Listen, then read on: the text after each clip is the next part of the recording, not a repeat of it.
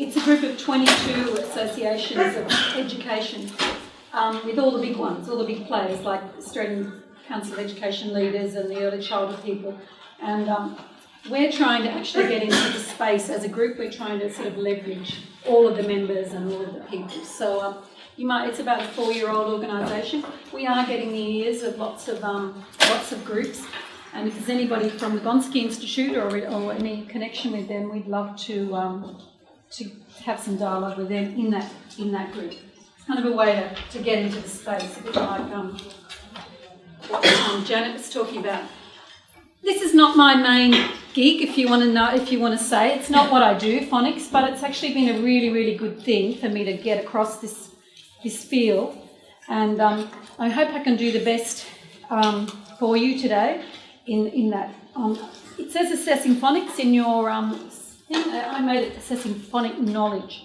And right towards the end, I get to how to fit the teaching to the child.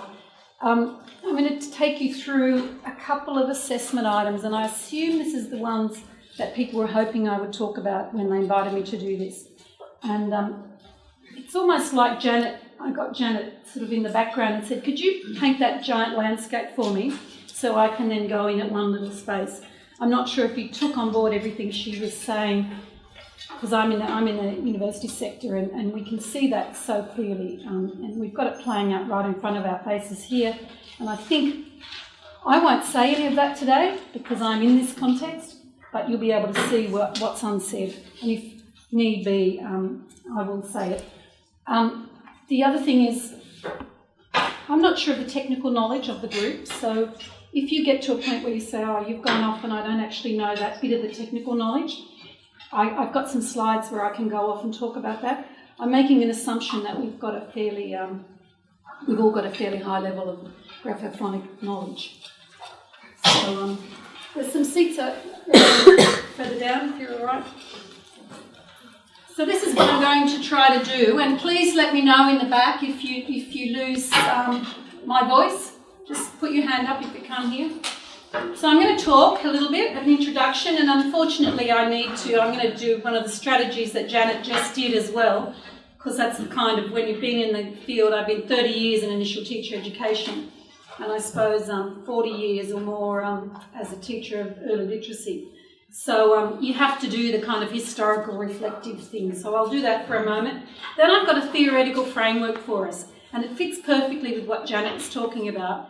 And it's Scott Paris's work, and I'll explain that. It's not rocket science, but it's so very, very powerful for us as a system to think about.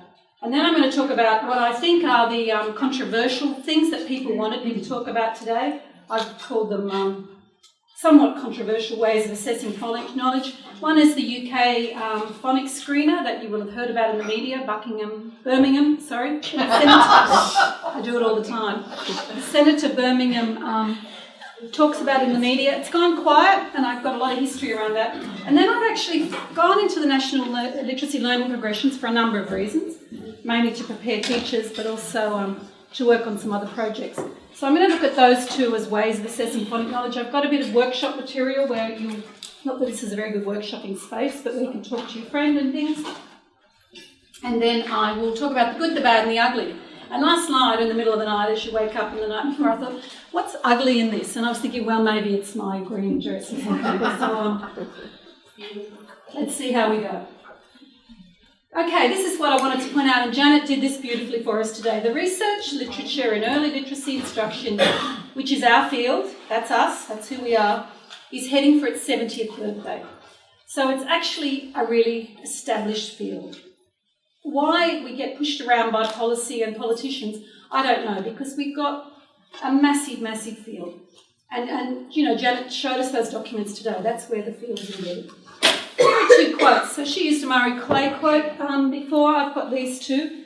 I think they might resonate with you. I will read the first one out. As a metaphor for this new model, I would like to replace the metaphor of teacher as manager with the metaphor of teacher as teacher. I know the idea is not starting me fresh, but it has a nice ring to it. And then the one below is a little bit more specific to this session. The point is simple but insidious. As long as reading research and instructional innovations are based upon one view of the reading process. So just take that on, what we do is based on one view, while reading assessment instruments are based on a contradictory view. We will nurture tension and confusion amongst those charged with the dual responsibility of instructional improvement and monitoring student achievement. Okay, and here's the kind of punchline. So 1985 and 1987. So I didn't even know the maths on that, 30 years or something, or coming up to 40 years. So we've been saying this for a long time, but I think they're as valid, just like we had Murray Clay earlier, they're as valid today as they were then. I don't know why we keep getting it wrong, but let's keep trying. I'm not going to go into this literature. I could have spent the whole hour. I didn't put that timer on. It's well planned. But there are many theories of reading, and Jean Charles we often see as our kind of mother of our field. 1967, Murray Clay, of course, Janet Airy, Rumelhart, on they go, proposed that in those that reading is skills, and there are multiple skills are learned and incorporated into increasing automaticity. So if we think about that, increasing automaticity, the theories regard skills as components to be acquired and assembled. And we know what they are. The main controversies in the so-called reading wars, and I hope you haven't heard much about that, because we can't seem to put that to bed, no matter how hard we try, have been arguments about the developmental order, so when you acquire those things, and the importance of decoding versus comprehension. Okay, and we know that's our field. That's how it's constructed. The most recent and widely held manifestation of this is often called the Big Five. And beautifully, Janet showed you that. She showed you, I don't know how many pages it is, 493, I think. Big, thick document, and I haven't read much of it, mainly for teaching purposes at my university. I prepare primary teachers in early literacy at the M-Teach level. Okay, we often call these the Big Five. No, I don't know. I'm sure you all know them. I use that a lot with students, and I find a lot of them kind of put it in there on the front of their folders or carry it as a card around. There they are: phonemic awareness, phonics, vocabulary, fluency and comprehension. These 5 components lead to the highest chance of reading success. That's what the National Reading Panel said. And as Janet said earlier, there's the big document, and then there's kind of the executive summary where it's all... I'm not absolutely sure that every teacher needs to have read that document, but if you ever want confidence, or you want to speak back to something going on in your school, or you're on your leadership team for literacy and you want to get some evidence, each section of the 5 sections, which is about 100 pages each, has subheadings like... there's about 50 pages that talk about how it was all set up. And then there's sections, what are the theoretic, where's the theory? And then there's what works. It actually tells you what works. So if you were thinking of doing fluency in your school and somebody tasked you with the job of finding out what the research says works in fluency, it's there. And with all the caveats that Janet gave us earlier. So I find that a useful way of looking at it. Now, this is when I want to give you a theoretical framework, and maybe you know this, and if not, please take it on board and please talk to lots of colleagues. Harris in 2005, not so long ago, told us that in thinking, and I've used this in all sorts of ways, including initial teacher education, that there are constrained skills or constrained abilities and unconstrained abilities. And his way of defining them is to say that there are constrained abilities are a limited number of items, and they can be mastered within a relatively short amount of time. It is what it is. This is what it is. You learn it and you're done, and then you just get on with life. Whereas unconstrained skills are those that are learned across a lifetime. Broad in scope, variable among people, and may influence many other cognitive and academic skills. These abilities are never fully mastered. So I don't know about you, but I'm still struggling with some of the genres I have to write in, and some of the things, the new vocabulary I come across. It varies by text difficulty, genre, task, and instructional context. So that's the kind of theory I want to start us with today. And I think many of you in the room will know what where I'm going with this. But if we take the National Reading Panel, the Big Five she talked about, or Desiree Conzer adds another one and calls it the Big Six. You'll hear it talked about quite a bit.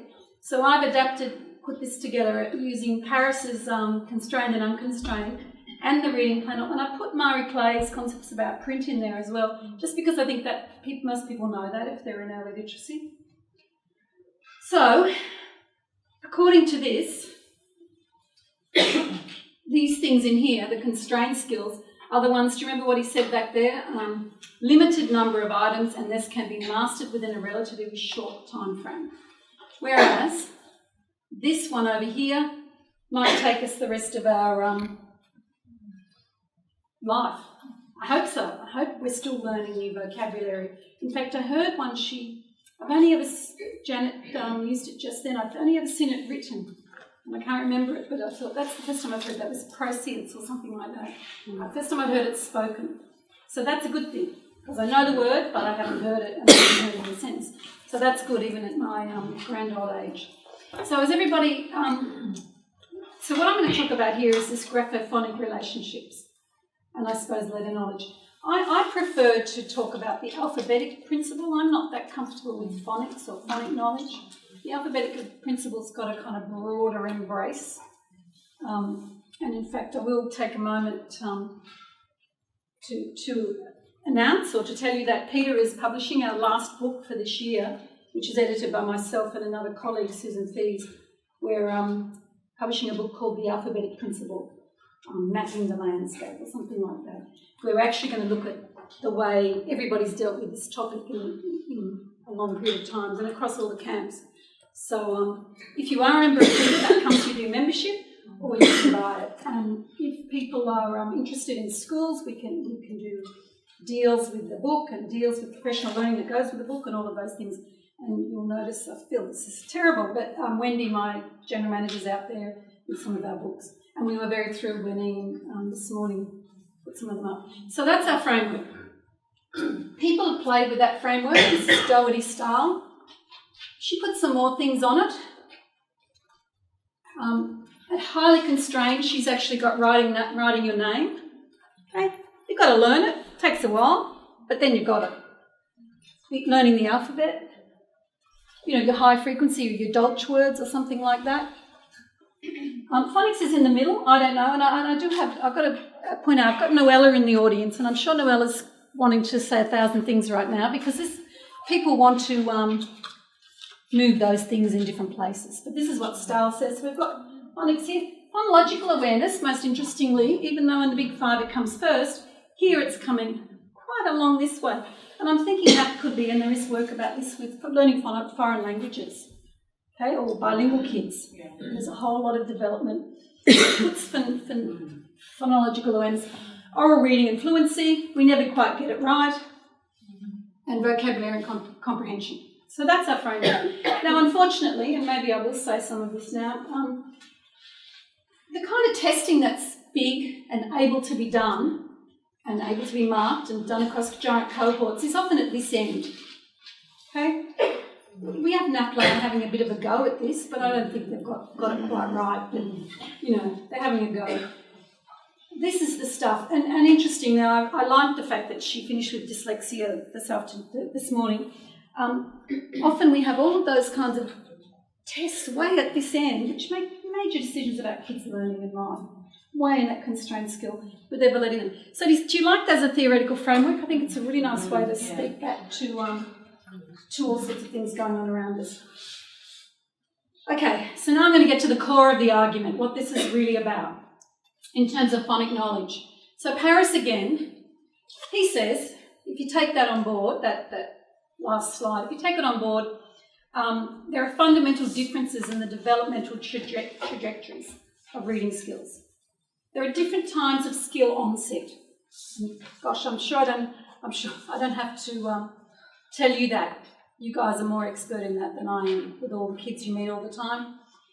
There are different durations of acquisition. Some kids will get it in the first week, get those initial sounds. Some kids 3 years later, you'll still be working with them. And there are different asymptotic, I think that's spelled wrong, levels of performance. which means that the way we demonstrate that we can do it is very different in other ways. And I'll get to the end, and it should be something really interesting for you as well.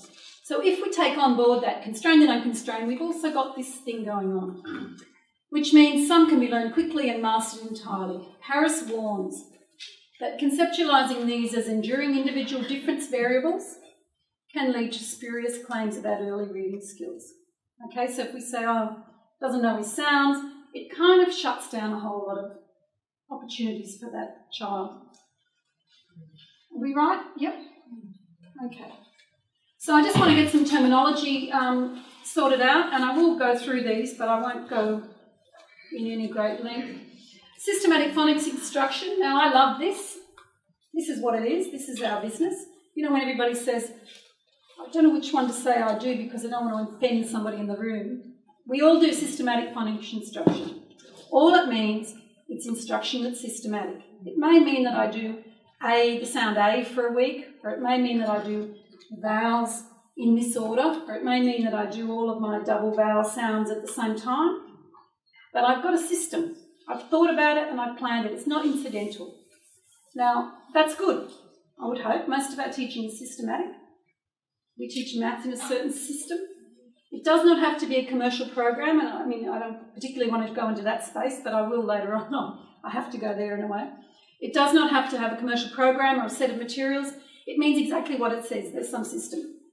Research shows, in particular the National Reading Panel, some 100 pages of it, tells us that systematic teaching of phonological knowledge or phonics instruction, or for children to manipulate phonemes, significantly improves children's reading and spelling abilities. So I don't want to hear any more arguments. Systematic phonics instruction, we all do. It's what we do. Okay? Systematic. So teaching the alphabetical principles or the graphophonic relationships in a systematic way. I've said all that. Oh, but here we've got it even. Look, this system could be nursery rhymes, rhyming games. It could mean teaching lesson sounds every morning. You know, sometimes some teachers do that for a little block in the morning. It could mean any manner of classroom practice, as long as there's a system about it, and as long as you can talk about the system to whoever you need to talk to in schools, you know, your line manager or your principal or parents. There's a system. So this is how I like to think of it. And I could be talking to the experts at the moment, so I don't know. I see systematic phonics instruction as a big umbrella. I should have made it a bit bigger, but anyway. And they're in no particular order what comes underneath there. I'll get to that in a minute. And here are some of the main, they're the kinds of ones you see in the National Reading Panel. You see lots of information about those as well. Analytic and synthetic phonics, embedded phonics, onset rhyme phonics, linguistic phonics, which I'm not a great expert in, but I think it's about linguistic analysis, morphological analysis, phonics through spelling, and I know a lot of us do that, and analogy phonics, which is finding something that sounds the same or is the same. So are we all right with that? There might be some new ones that you've heard there, but they're the kinds of ones in the literature that you read. But systematic is not under the umbrella, it is the umbrella. So that's the way you've got to talk back to people, you know, because we're the experts in schools. That's why I put that first slide up with the birthday cake. 70 years of research, you know, we can't be pushed around anymore. We've actually got a field, and it's a really, really strong, massively funded field. What are they doing in New South Wales? A couple of $1 billion for this action plan phase 2. A lot of money behind that across the 3 sectors. I'm going to go a little bit into phonics now. If this is like you all want to go to sleep, it's only about 4 slides. If you do, just signal and I'll jump. I'm just going to talk about analytical phonics so we get this clear. And I do this with my students and they still kind of come back another year later and they get muddled and tricky. I think it's kind of a bit of a hard understanding. Analytic is, I say to my students, is to analyse or analyse. And this approach teaches letter sounds relationships in the context of the word which it is found. So in the context of language. It might compare unknown words to known words. I know a word that starts with ship. What's another one? Bad choice, I can't think of another one. Shop. Just don't use duck, says Helen West in the front row here. Avoids pronouncing sounds in isolation. So it means that we don't just teach sounds. Children learn to identify words by shape, which is absolutely great, by their beginning and ending letters and by the context in which they are used in sentences. Often we identify them by the parts of speech or the function that they play in that sentence. And often we have pictures. So that's not rocket science, analytic phonics. It's what we do. We might do a bit of both. We might do a bit of all of that.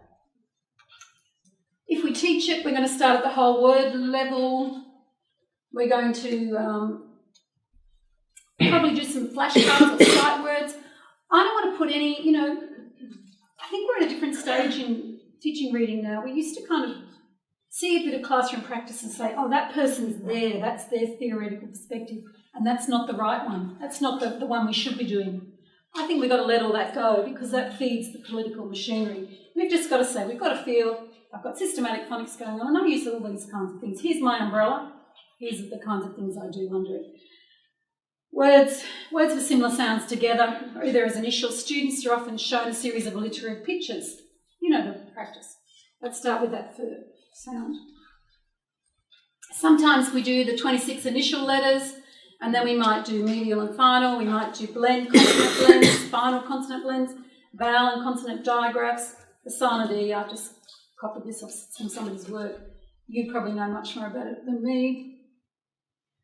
Sometimes in analytic phonics we might use that onset and rhyme idea. If you don't know the word, tell me what it looks like. Tell me another word you know with that initial sound.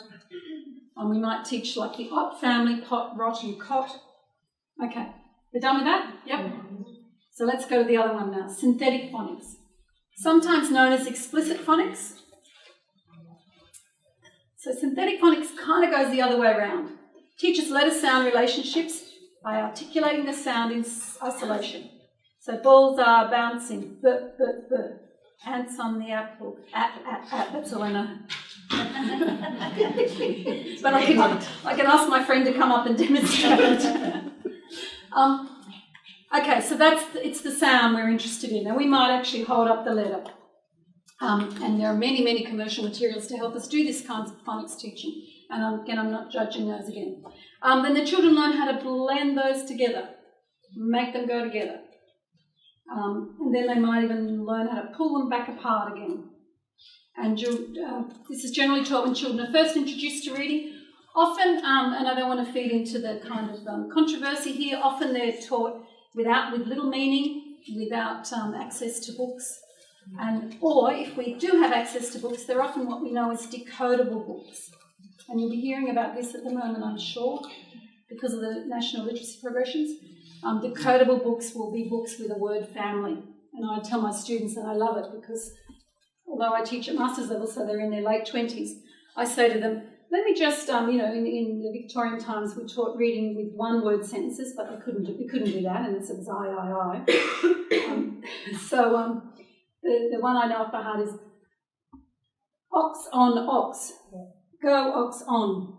Lo, I am on an ox. Yeah, lo, I am on an ox. Ox on ox. That was the first reader. Mm-hmm. Because that's a decodable text. And it's from 1912 or something like that. Yeah.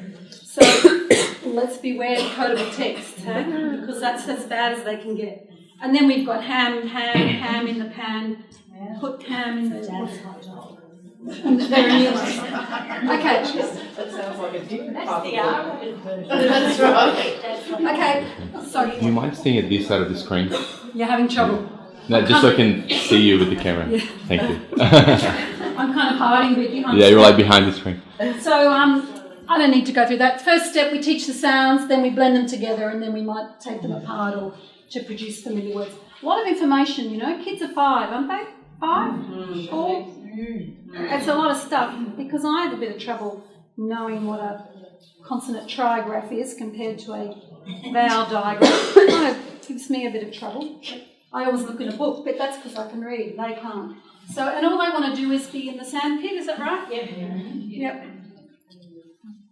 Okay, so we're done with, we've got to compare them. So analytic and synthetic, whole word scene on one side, taught after initial sight vocab has been established using our Dolch list or whatever we might be using, and it usually goes from whole to part. So we grab hold of our meaning, And we go running with that, and we kind of fill the bits in again, and I'm not going to go to the controversial aspects of that. On the other side, all of the letter sounds are taught rapidly, and the emphasis is on how the words are built up. This is what I can do, look. Perfect. Thank you very much. I'll skip for you. Okay. Generally starts before students are introduced to whole words and builds up from part to whole, and often using on, ox, on, low, on, ox, on, ox. I should have brought that text because it's actually got a nice picture of two children with an ox. And my students, thank you, my students say, what's an ox? And I said, I think it's some kind of cow, but it's got horns. Yeah, I know, it's not a good explanation, but that's what I go with. Okay, so I'm going to stop talking for a little bit, and I'm going to let you have a look at some stuff. I'm going to talk about the UK Phonics Screener and our National Literacy Learning Progressions. There are, and I'm calling these two topical assessments. I think I'll go straight forward and talk about this one. This is the UK Phonics assessment. I'm not sure if you know this, so if everybody's right across this, please let me know. And I've read the research, it's about 200 pages, and I found some words because it's not published because it's live material. But the research report reports some of the words. So if your school might be thinking of using this, I've got the answers for you. Or if you're a parent of the 5-year-old. Okay, this is how the UK Phonics Screening check, and I've got all of this information because they've just published the South Australian Trail. There are 40 real and pseudo words. Now, the idea of pseudo words came from our very rich 75-year-old field of research into learning phonic knowledge, which said that if children know their sounds, then they'll be able to read the sounds in any context. Meaning won't be important. Okay, kind of flies in the face of, but it's not new. It's been around, 30, 40 years. There are 2 sections to this, and those sections are important. In these 40 words, the pass mark is 32. Okay, so it's not 20, so the kids need to get 32 right. It's an app on an iPad. There are 12 simple, so this is the first thing the kids see, are 12 simple pseudo words. I'll show you those in a minute. And then 8 simple real words. Okay? So they've got to read words that don't make any sense. Section 2 is 8 complex pseudo words, and I'll talk about what complex pseudo words mean in a minute, and 12 complex real words. Now, in England when this started 8 years ago, kids got all muddled, as they do, sweethearts. So they put a little monster. If it's a pseudo word, they put a little monster, and that's an example of the monsters. So the kids get a little message that this is not a real word, so don't panic if you don't know the word, if it's not part. And if you've been taught analytic phonics, all we care about is meaning, don't we, and a picture that matches. So we're in a bit of a struggle there. So anyway, but don't worry, because I got some good news, I think, at the end. Nothing ugly yet. I'm not going to go, this is what you're going to do in a minute, and I think I'm going to have time. Maybe we're going to focus, you sound like you're very interested in this more than the learning progressions, but there's a good story around the learning progressions, so I do need to get those out. So this is my analysis and also the South Australian Reading Report. I'm not sure it's available publicly, but it will be before too long. So these are the word structures that we've got going on in section 1 from the 12 simple and pseudo words. So they'll all remain, every word will do those things in terms of the phonics. Section 2, it kind of ramps up quite a bit. You can see there those more difficult word structures. And then the more digraphs and some trigraphs, and then across here to your less frequent vowel digraphs, including split digraphs.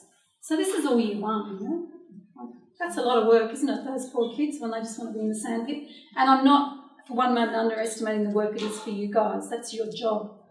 And that's just a tiny little bit of your job. I mean, whoever said teaching reading is rocket science was absolutely, it was Catherine Snow said it, so it was absolutely across it all. So that's how it goes. And I'm going to hand you that out in a moment once I go quickly through the learning progressions, because I'm imagining that you're a bit more familiar with those, and you're going to talk to your friend about some words that you might, or how you might teach those or something like that.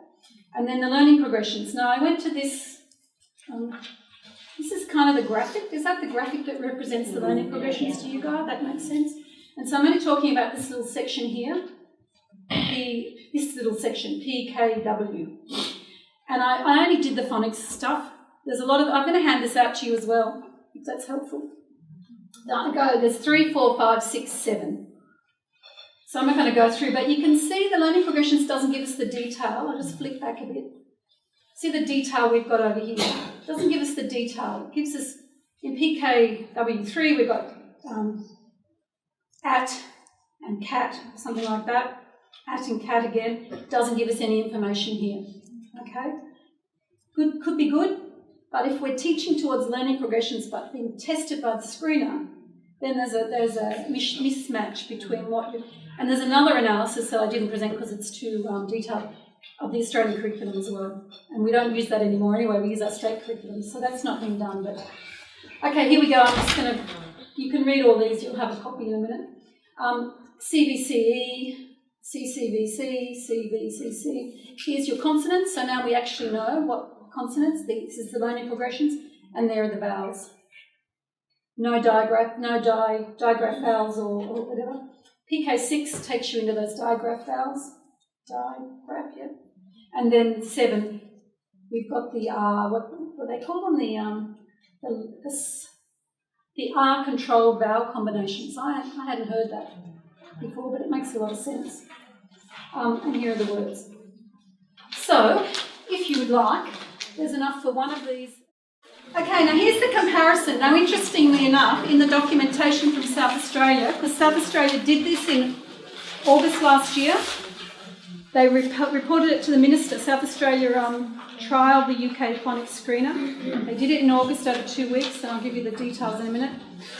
Then they published it. It's a big, long research report, and it's fascinating because research can be presented in so many kind of weird ways. And I had to really struggle cognitively because it said something like 1 in 3 children did this, but 42% did that. So they're not actually comparing, you know, so you've got to convert one either to thirds or... So it's, what do they call it, blinded by science or something, you know? Okay, so let's go. They compared this for us. So in the UK phonics screener, when they're doing single letters, they're these guys. PK... I think, no, I haven't got this for you. So, and this is straight from their work.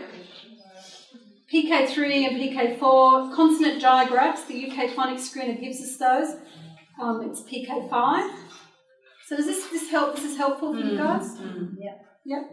Frequent and consistent vowel digraphs, 5, 6, 7. And for those who aren't very familiar with the learning, every time I touch the screen it jumps. PKW3 is foundation. South Australia it's called foundation. PKW4 is foundation in year 1. 5 and 6 are year 1, 7 is year 2. So, and then this is where it gets, this is section 2 now. So section 1 is the easy section. Section 2. Got a couple of additional consonant digraphs, PH and work. Nothing in the learning progressions about that. Consonant digraphs, those particular ones. Less frequent. There's the ones we've already talked about. Trigraphs are not mentioned in the national learning progressions because I stopped when it goes out of finishes phonics. So I didn't go to any of the others. They're not in the check. There's no silent letters in the phonics check. So what I'm suggesting, I suppose, by comparing them, and they compared them, I find that really interesting. They compared them.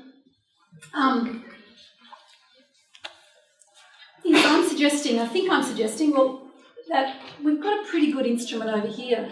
We really need another instrument, but that's my punchline. Let's go on. Let's just pause for a moment while I get some oxygen and clear my thinking, because now I'm going to talk about the study. Okay, 4,406 students in South Australia, 268 teachers and 56 primary schools, 52% were reception, 48% in year 1, so they did it across. Most of them were in metropolitan schools. Only 18% EALD, which sort of surprised me in Adelaide. I thought there would be a higher, although one of the things I did read in the report, they identified EALD if they were entitled to EALD funding, rather than if they were EALD. Now, I don't know the detail of that in South Australia. Okay, now this is the crunch, really. Phonics programs used in schools. 4 in 5 teachers mentioned synthetic phonics and analytical phonics were used systematically in all schools. So now we've got that clear in our heads. Both kinds, bottom up, top down, but they're all used systematically. That fits in line with the National Reading Panel that Janet was referring to. And here are the programs. Jolly Phonics 83% and Multi-Lit 13%. Now, that adds up to 96, doesn't it? So I'm assuming or the others or not at all. I've got a surprise that Jolly Phonics seem to have a stranglehold so much in South Australia. I don't know if it's like that here. Would you? Not like that here. Some places. Can I just ask, Robyn, are they saying that 4 in 5 teachers mentioned synthetic phonics and analytical? Yeah. So the two were both. I've got more coming. Okay. Yeah. Thank you. And remember how I said I kind of caveated all this by saying the numbers are all dodgy, and I had to make them up. Not make them up. I had to unpull them. And the other thing that was really interesting, I didn't report in these slides, is principals said something quite different to what teachers said. Yeah. And I think that's a bit of one of our problems as well. And that's why there's a lot of work to be done at that leadership level. And I know the action phase, New South Wales phase 2 action stage has got a lot of work on the instructional leaders who have a communication with the school leaders as well. Okay, so here are some words, and I found these in the research. So I'm going to ask. Sorry to pick on you. You've got a beautiful leopard skin scarf. Can you read me some of these? The first 4 of those, please. The first 4. Giant, bev, shovel, perhaps. And your friend next door, the next 4. Boat, bird, lead, net. Next one. Vast, bricks, boil, strike. Do we think they're all right? They got their phonics knowledge? Mm-hmm. How long have you been at it, ladies? Learning that. And also learning it for personal use. And then, we all know we have an incredible depth of knowledge when we have to teach it. You've got to get across the topic. So I don't know. Here are other words: deck, horn, queen, haunt, wishing, chin, brighter, and arrow. They're the only one. I just pulled those out of the data because they gave statistics of who got which one and which. What happened, interestingly, is this word doyle, which I just wanted to read like doily. I just went to doily the whole time. That stopped everybody as they were reading. That was the kind of moment where everybody kind of went. And then the teachers make a judgment, check when to stop, so the kids got to the end of their phonic knowledge. So the results.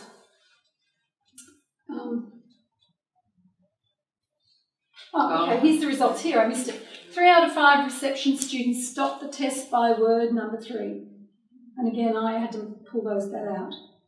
So most little kids, 52 of them, weren't they? More than half of them stopped at number 3.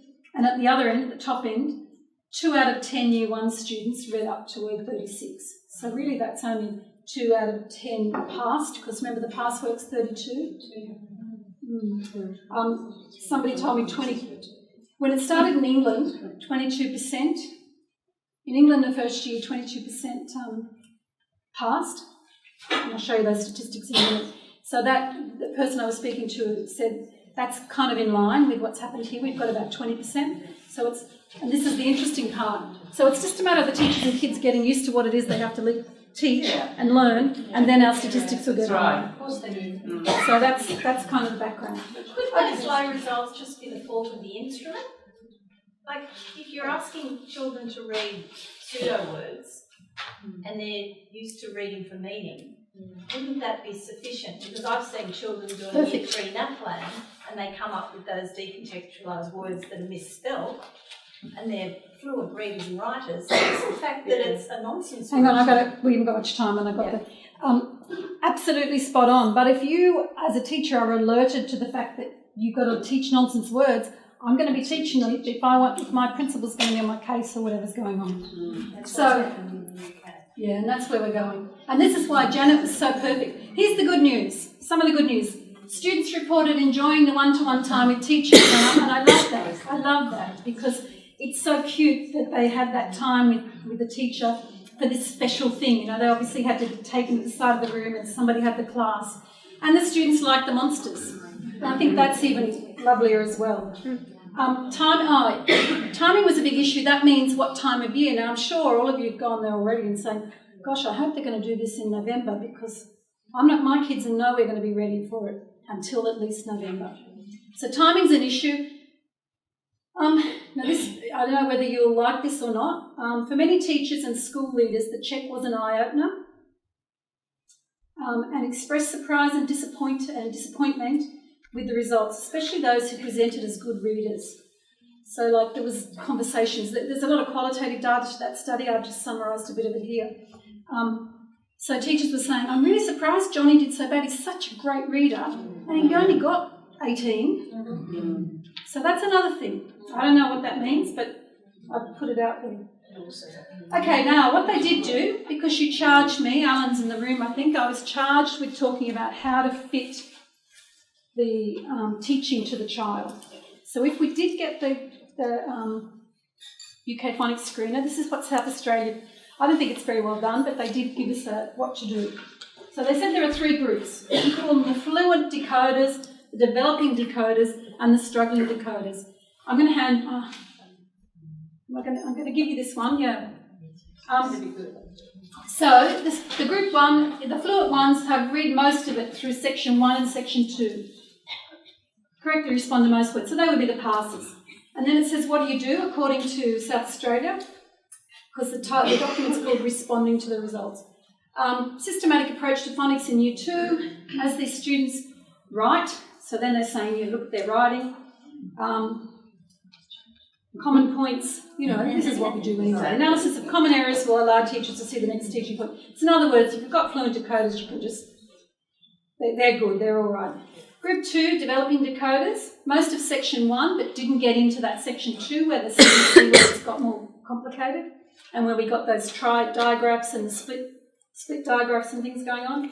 Is the systematics program? These are the questions you have to ask, and I thought that was interesting. And again, it's systematic, so I'm happy with that. Is systematics phonics program you're using covering all the phonic knowledge that your students need to know? So now we know what's in the test, now we know what we have to have in our, because I've given you that, haven't I? And maybe you could buy a better product. I did say that. But she said it, Janet said it this morning. Are you using decodable readers? That's going to fix your problem. Have regular practice sessions of the graphophonemic correspondence seen in section 2 of the screener. Teach to the test. Use modelled reading. So then we go back to some other more common multi-sensory activities. And they were talking about computer games and things like that, iPad activities. Some literature uses nonsense words. And of course, lovely Dr. Seuss comes to mind, which is rather sad because I think it would be terrible if we started colonising Dr. Seuss for this kind of stuff. But anyway, some literature uses nonsense words. Use some of these in preparation for the screener. So Dr. Seuss will be publishing all their books again. And then we get to the struggling readers. And we all know who's going to be in that group because she's told us earlier and we all know anyway. Those students who experience high levels of challenge in 1 and 2. Phonological awareness activities, so take them back again. Do the songs and the rhymes and things. Do segmenting, syllabification, phonemic substitutions, and further explicit teaching. Use some multisensory resources, and I didn't put it on there because I didn't have the heart. It said in the thing, have them tested for hearing impairment, speech, sight, behaviour disorders, etc., etc. Had a little list, but I couldn't put them in because it would have broken my heart. Okay, so that's the bad news. But they had a go at something. So I'm just going to go back now to the more bad news, sorry. From the UK, we're now 6 years later. So they implemented the phonics screening. I wonder what that is. In They obviously heard bad news. that's probably some some big brother watching me. Phonics screening 58% in 2012. So here we are 5 years later. Now these are a bit rubbery figures as well, so don't quote these too much. 2012 we had 58%, 2017 81% of passing. So that's a fabulous gain, isn't it? But then the reading year 2 SATs. SATs is just like NAPLAN at year 2. Have a look at those slowly drifting down. Okay. Now they're controversial. People don't like that. So I'm just saying, while one goes up due to the effect of the focus on the screening instruction, dance. I like that. I've called it that. The screening instruction dance. So how we have to get this through. And the resulting and reporting of results, because in the UK all sorts of weird things happen when your school doesn't pass. The phonic knowledge goes up and the larger skills of reading start to slide. So we can see if we lift up, and this is my last bit, if we lift up this stuff, and we're not sure, we've only got 5 years and it's not strong data, this tends to drop down. And we want them both to lift. So is that all I've got? And I just want to finish with these again. You don't need to read them again. Metaphor is teacher instead of teacher as manager. And the innovation based on one view of reading and the contradictory point of view. And I think one of the things I am saying is we've got, and for New South Wales teachers, this would be really good if you could say this if you're ever asked. We've got the learning progressions, they've got the bite and the system that we can use. We don't need a screener. I think I've shown that in those diagrams. Thank you, and well done, Robyn.